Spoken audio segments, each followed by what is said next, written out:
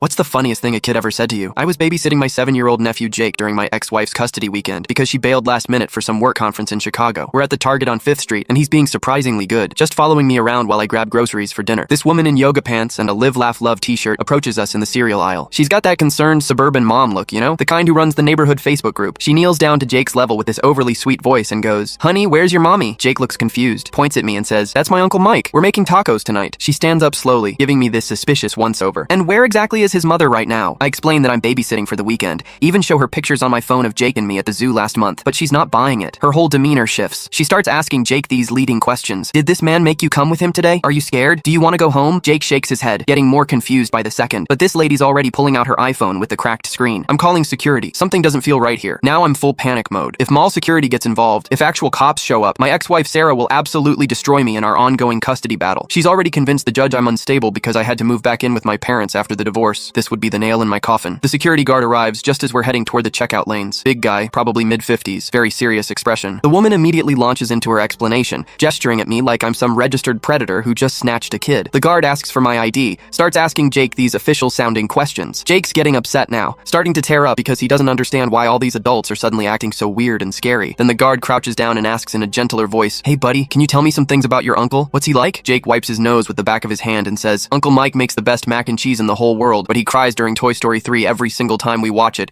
even during the parts that aren't supposed to be sad." The yoga pants woman looks confused. The security guard's mouth twitches like he's trying not to smile, but Jake's not done. He continues in that matter-of-fact way only kids can manage, and he lets me stay up until 10:30 on weekends, but tells my mom we went to bed at 9, and he teaches me curse words but says I can't use them until I'm in high school, and he always smells like that green soap that makes his armpits not stinky anymore. The security guard is definitely fighting back laughter now. Even the concerned woman is starting to look less certain about her kidnapping theory. But then Jake adds the kicker, his voice getting quieter, and he's really sad all the time because Aunt Sarah doesn't live in our house anymore, but he tries to pretend he's not sad when I'm around because he thinks it makes me sad too. Complete dead silence in aisle 7. The security guard clears his throat awkwardly. The woman suddenly won't make eye contact with anyone. Jake grabs my hand and looks up at me with those big brown eyes. "Uncle Mike, are we in trouble? Did I say something wrong about the curse words?" The security guard hands me back my driver's license. "You're all set, sir. Really sorry for the confusion here." As we finally walk toward the parking lot, Jake tugs on my shirt sleeve. "Uncle Mike, how come that lady thought you were a stranger? Don't I look like you? Mom always says I have your nose." I didn't know how to explain that sometimes the world sees danger where there's just someone trying their best to love a kid whose parents are falling apart. 3 months later, my ex-wife's lawyer brought up that exact Target incident in family court, claiming I had exposed our son to unsafe and potentially traumatic situations due to my suspicious behavior in public. I lost my Wednesday overnight visits and 2 weekend days. Jake still asks when he's coming over next.